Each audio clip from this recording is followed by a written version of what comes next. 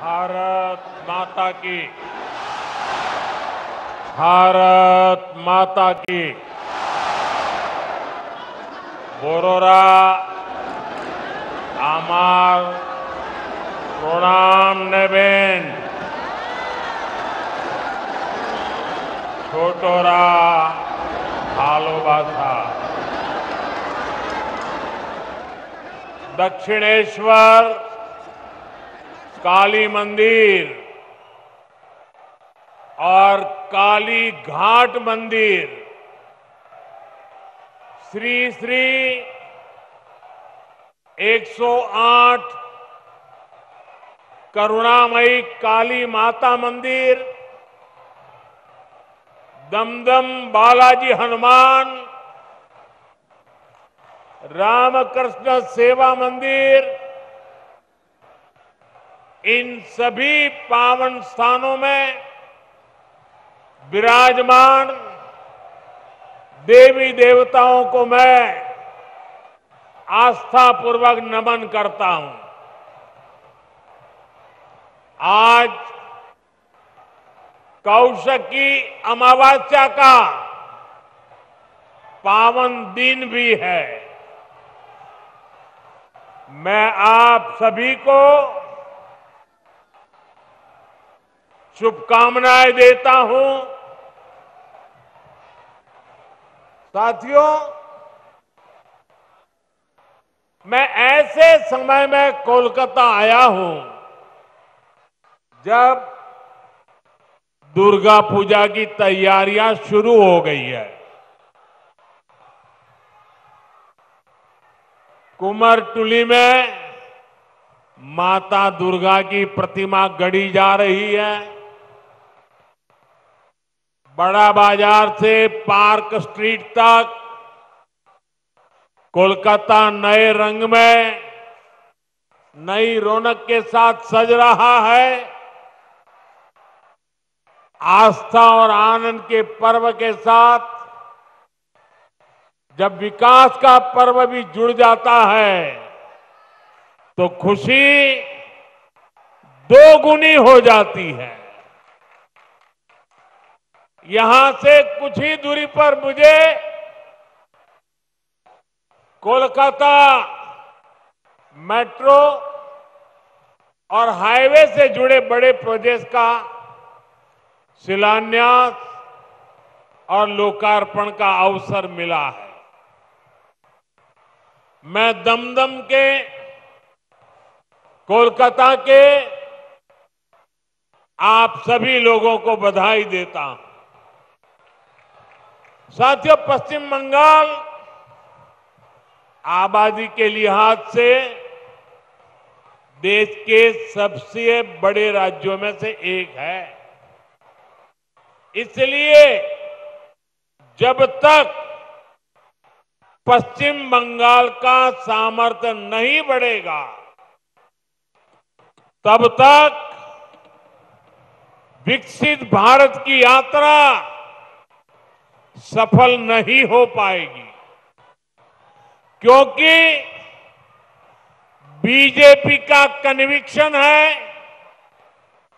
BJP मानती है, BJP की श्रद्धा है, बांग्लार उदय तबेई विकसितो भारतेर जय।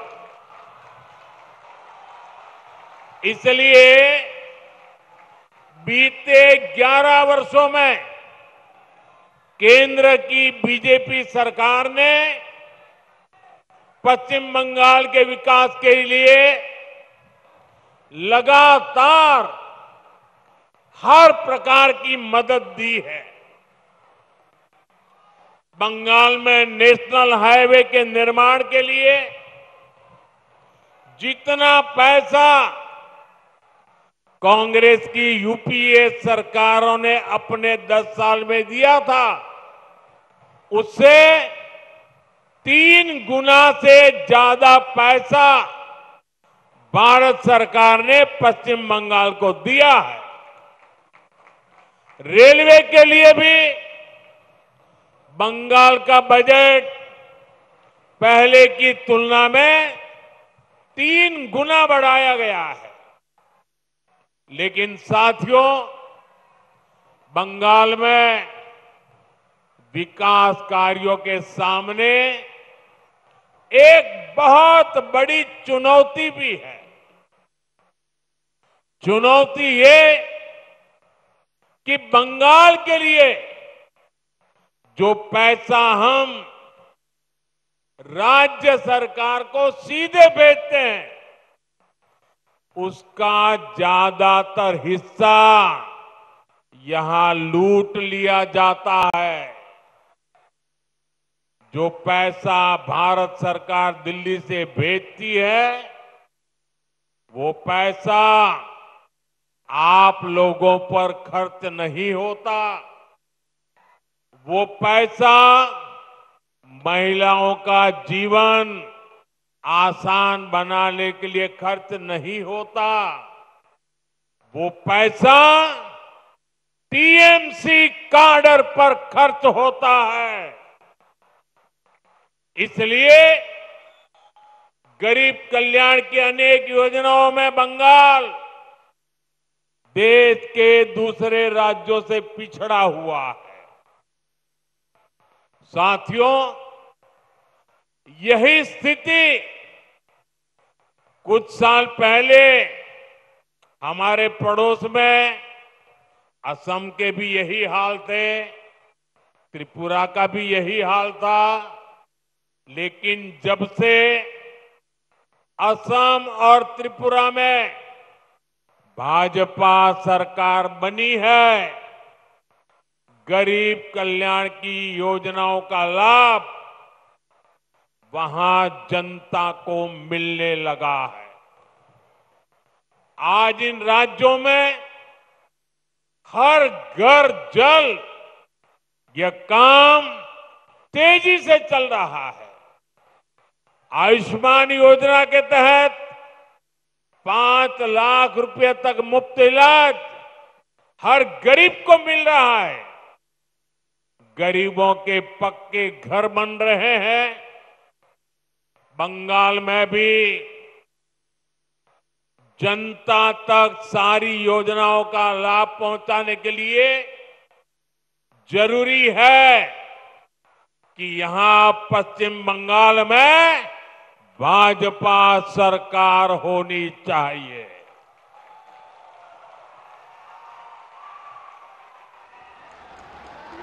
ये अब तय है। टीएमसी जावे, बीजेपी आसबे।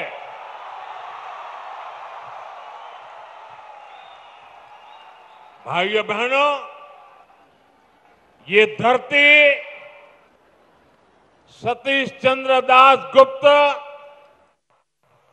सुरेंद्र नाथ बंदोपाध्याय, गोष्ठपाल और हरिनाथ डे ऐसी अनेक विभूतियों की धरती है।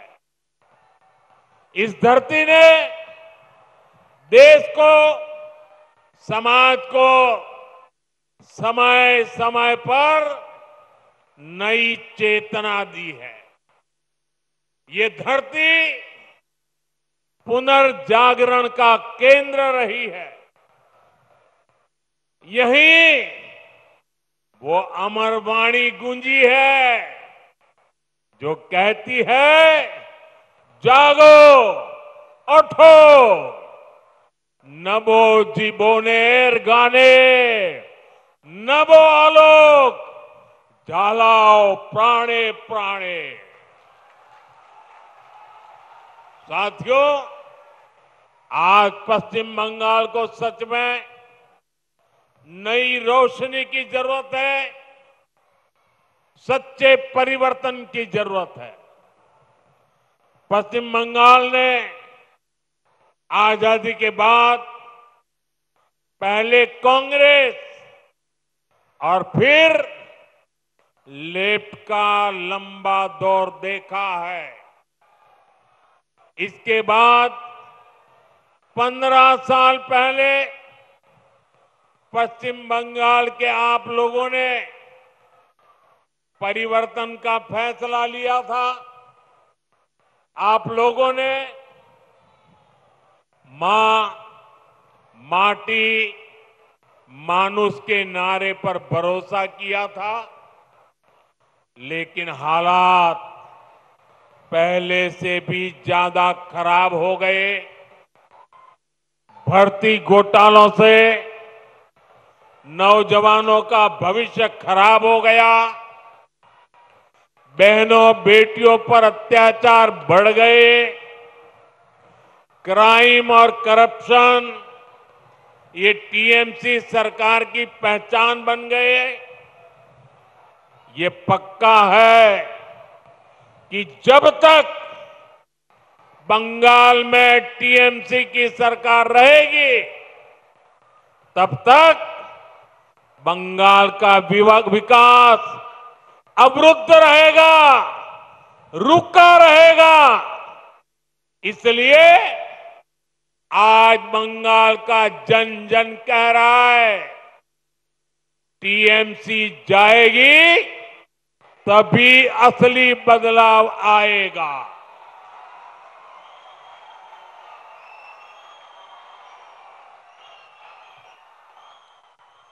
टीएमसी जाबे तबेई आशोल परिवर्तन आसबे।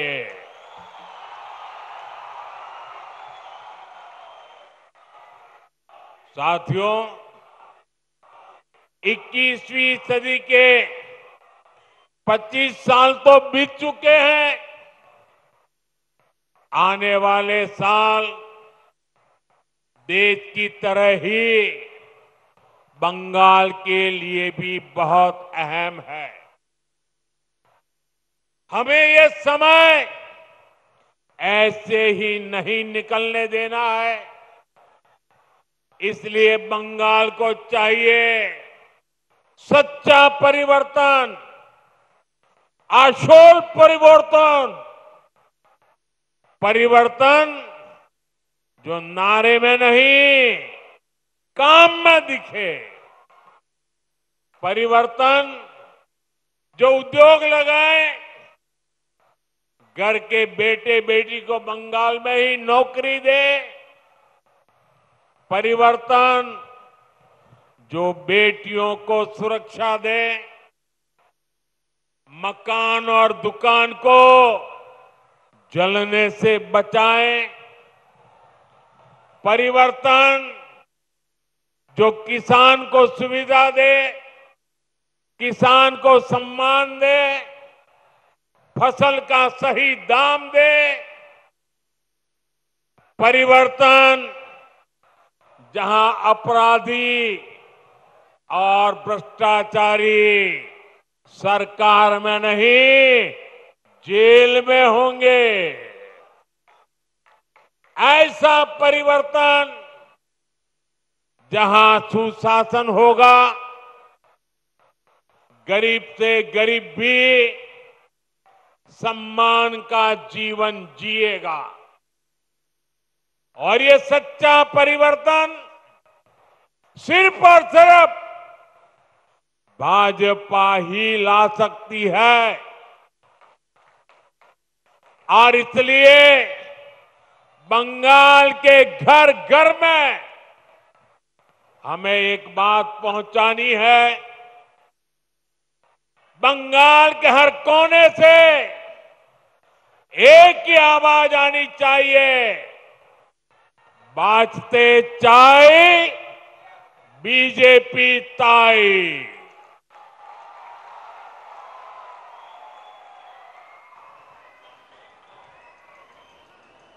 यही बंगाल की असली पुकार है, यही बंगाल का भविष्य है।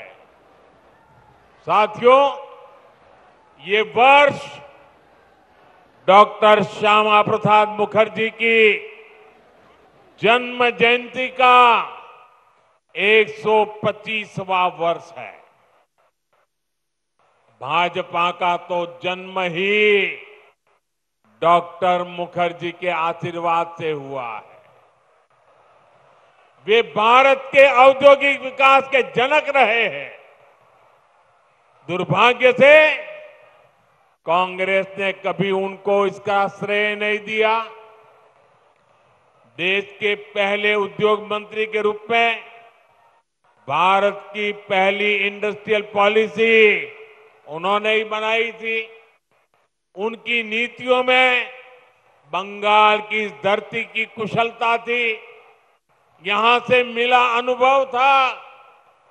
अगर हम उस नीति पर चले होते तो देश की तस्वीर कुछ और होती, लेकिन उन नीतियों को भुला दिया गया। फिर ऐसा भटकाव हुआ कि हम पूरी तरह से विदेशों पर निर्भर हो गए। और मेरे प्यारे बंगाल के भाइयों बहनों, हमें गर्व है कि हम डॉक्टर श्यामा प्रसाद मुखर्जी के सैनिक हैं। हम मां भारती के सेवक हैं।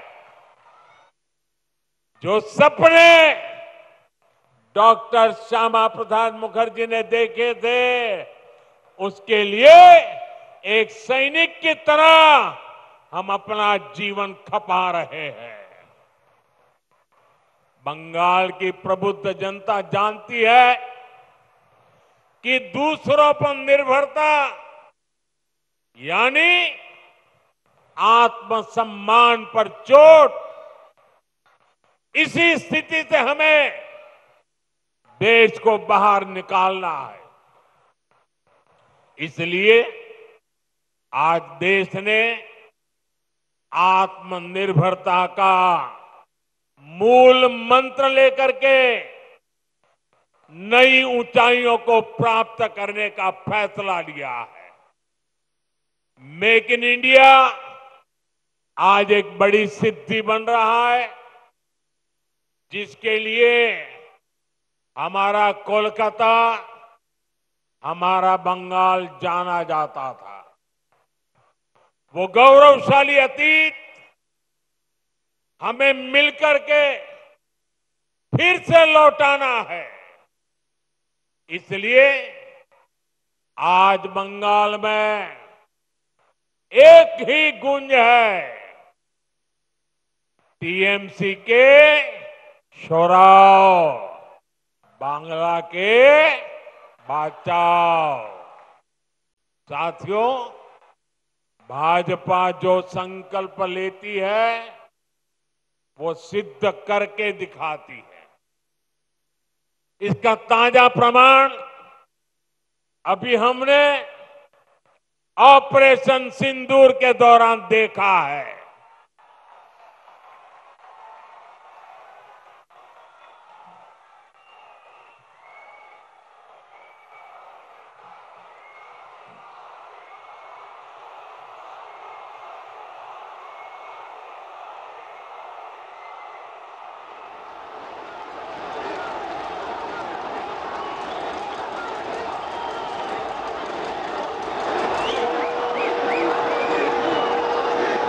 हमारी सेना ने सीमा पार आतंकियों और आतंक के आकाओं के अड्डों को खंडहर में बदल दिया।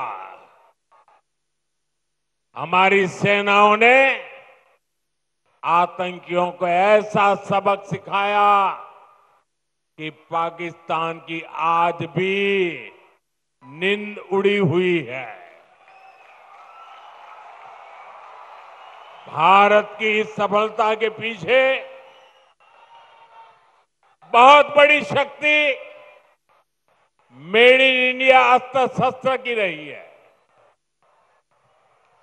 और मुझे गर्व है कि भारत की सेना को ताकत देने में बंगाल के इस इलाके की भूमि का बहुत बड़ा योगदान है। इच्छापुर में गुलामी के कालखंड में डिफेंस मैन्युफैक्चरिंग का काम शुरू हुआ था।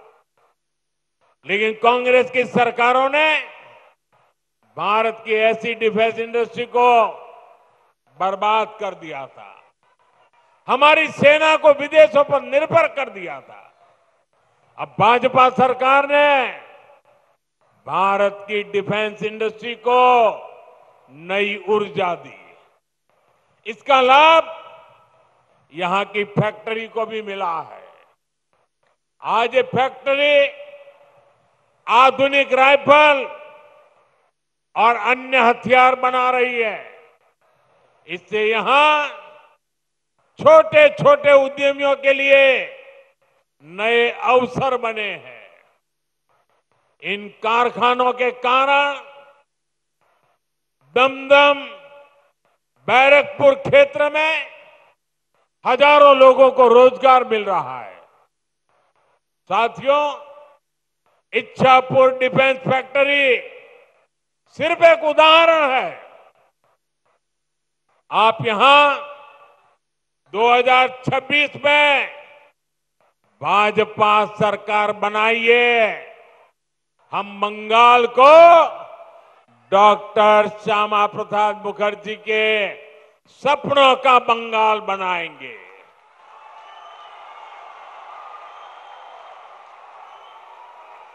बंद पड़े कारखाने फिर से खुलेंगे, नया निवेश और नए कारखाने लगेंगे और दमदम फिर से इंडस्ट्रियल हब बनेगा। ये भाजपा का संकल्प है।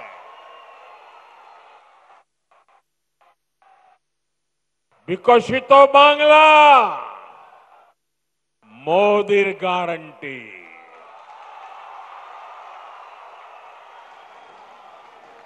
साथियों, भाजपा के पास पश्चिम बंगाल के विकास का एक ठोस प्लान है, एक रोडमैप है। लेकिन टीएमसी विकास की दुश्मन है। इसका साक्षी ये दमदम क्षेत्र भी है। एक कोलकाता के सबसे अधिक भीड़ वाले इलाकों में से एक है। यहां की स्थिति क्या है, ये आप आए दिन महसूस करते हैं। देश के ऐसे शहरी क्षेत्रों के विकास के लिए स्मार्ट सिटी मिशन चल रहा है, लेकिन टीएमसी सरकार ने इस मिशन से जुड़ने से भी इनकार कर दिया।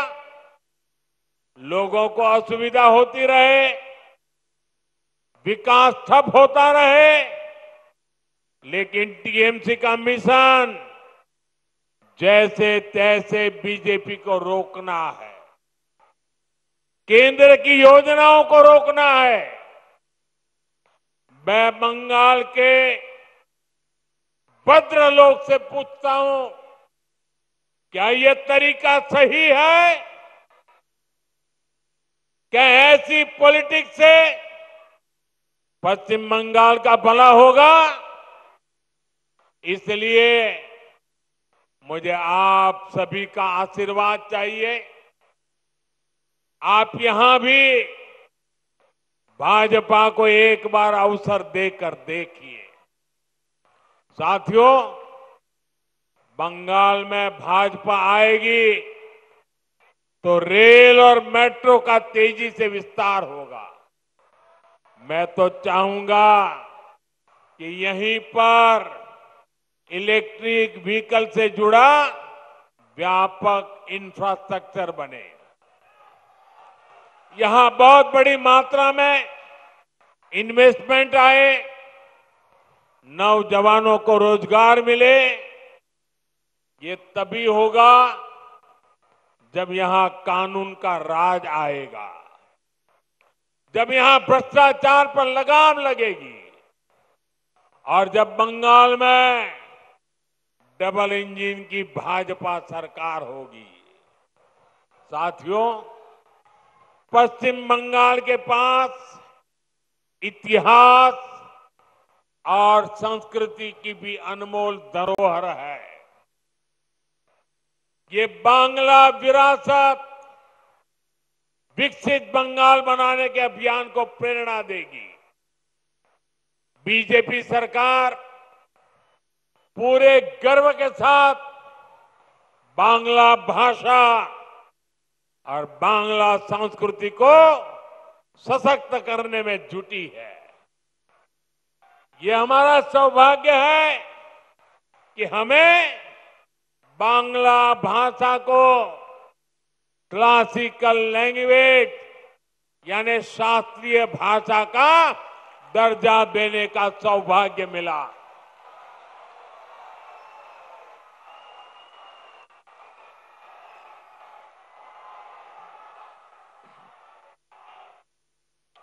साथियों, यहां बनने वाली भाजपा सरकार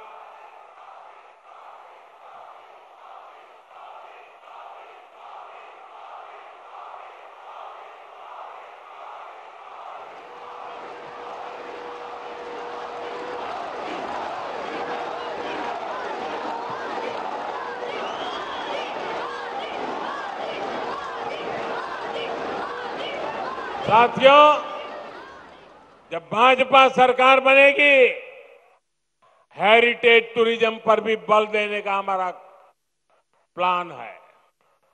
साथियों, हम गंगा जी पर जो इनलैंड वाटरवे बना रहे हैं या फिर जो हमारा समंदर है, इसमें क्रूज टूरिज्म के लिए बहुत संभावना है।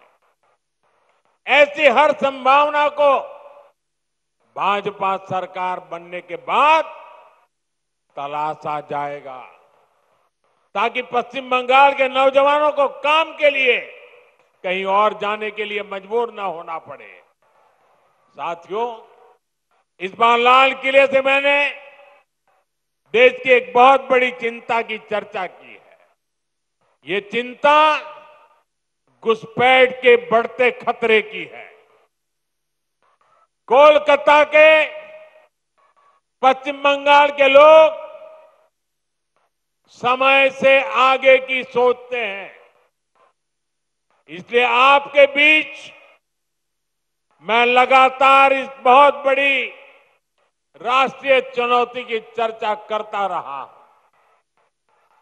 आजकल आप देखते हैं, जिन देशों को विकसित कहा जाता है, जिनके पास संसाधनों की कोई कमी नहीं है, वहां घुसपैठियों के खिलाफ मुहिम चल रही है।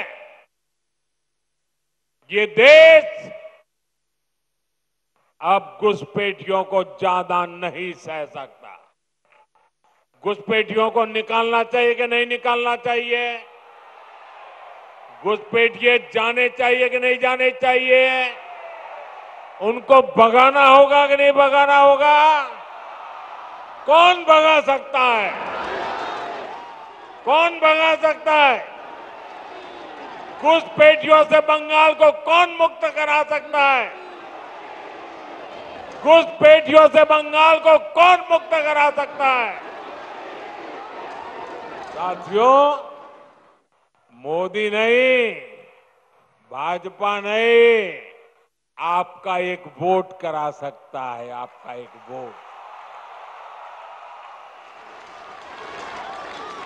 एक बार वोट दे दीजिए, ये घुसपैठिए भाग जाने लग जाएंगे जी। साथियों, भारत के पास तो संसाधन सीमित है। हमें अपने नौजवानों को रोजगार देना है, अपने नागरिकों को सुविधाएं देनी है। जो घुसपैठिए हमारे नौजवानों का रोजगार छीन रहे हैं, जो हमारे इंफ्रास्ट्रक्चर पर दबाव डाल रहे हैं, जो हमारी बहनों बेटियों के साथ अत्याचार कर रहे हैं, ऐसे घुसपैठियों को हम भारत में नहीं रहने देंगे।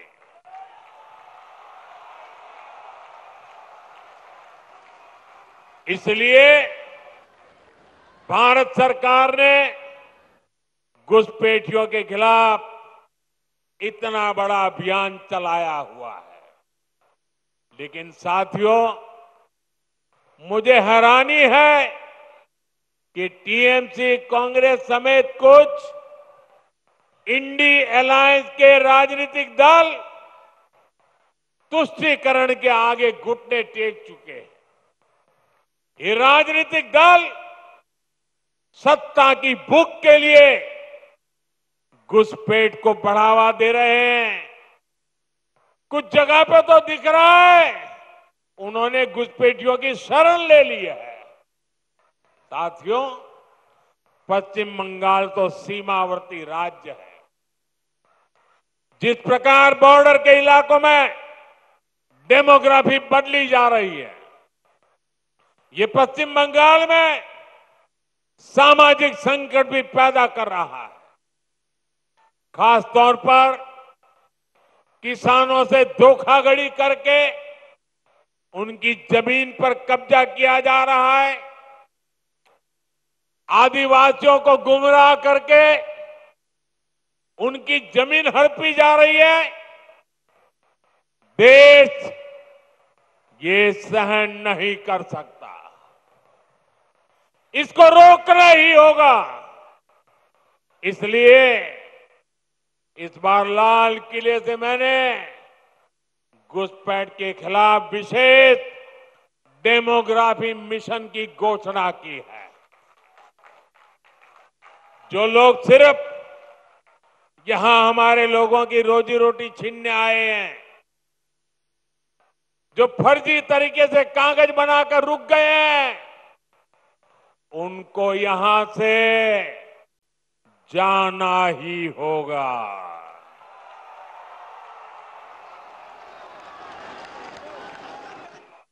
और ये काम ईमानदारी से पूरा हो सके, इसके लिए टीएमसी सरकार को भी यहां से जाना ही होगा।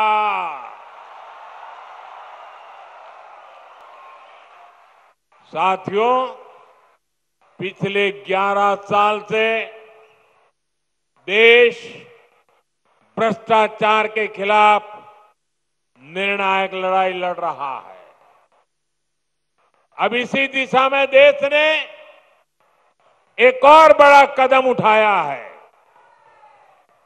इस बार लोकसभा में भाजपा सरकार एक बहुत बड़ा एंटी करप्शन बिल लेकर आई है। मैं बंगाल के लोगों से इस बिल के बारे में विशेष तौर पर बात करूंगा।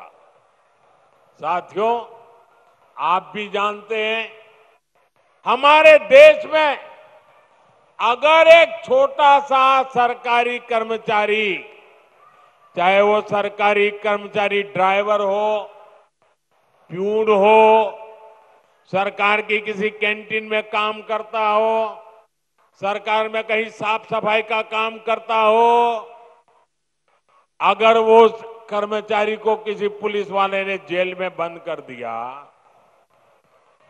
तो करीब करीब 50 घंटे में अगर उसको जमानत नहीं मिली और 50 घंटे जेल में रह गया, तो ऑटोमेटिक उसकी नौकरी चली जाती है, सस्पेंड हो जाता है।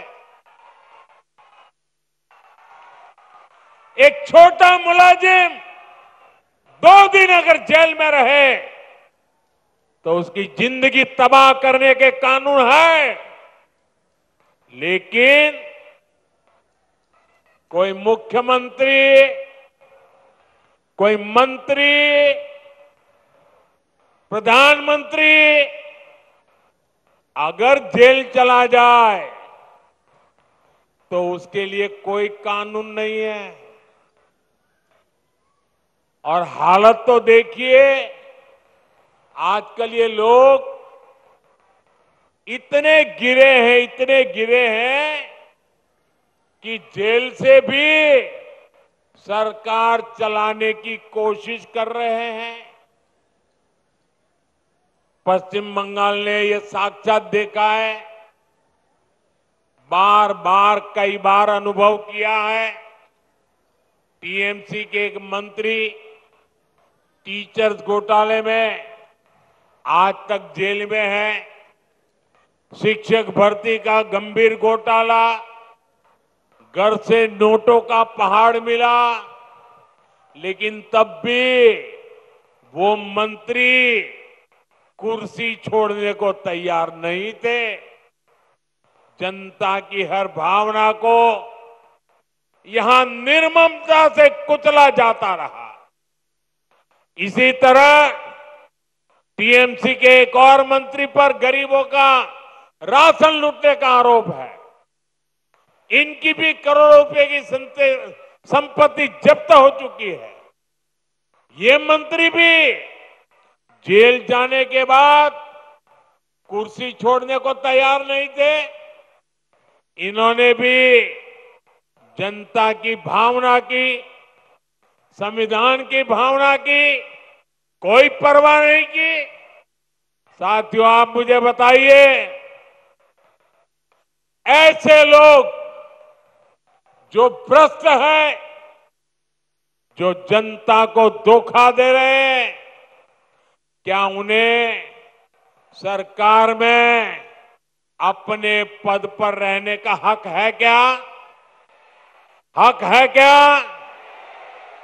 हमने तो ये देखा है कि मुख्यमंत्री तक जेल जाते हैं, लेकिन वो जेल से सरकार चलाते हैं।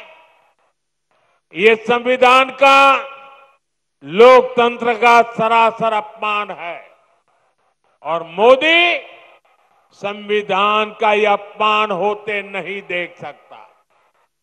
इसलिए मैंने तय किया, ये सब नहीं चल सकता। मंत्री हो, मुख्यमंत्री हो, अरे इतना ही नहीं, प्रधानमंत्री को भी सख्त कानून के दायरे में लाया हूं।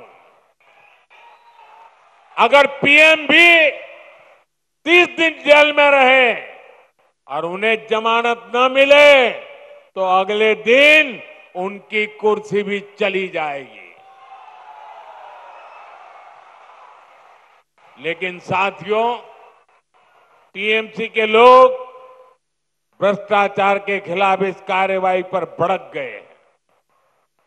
वो इस कानून का विरोध कर रहे हैं। टीएमसी के लोगों ने संसद में इस बिल को फाड़ने की कोशिश की है।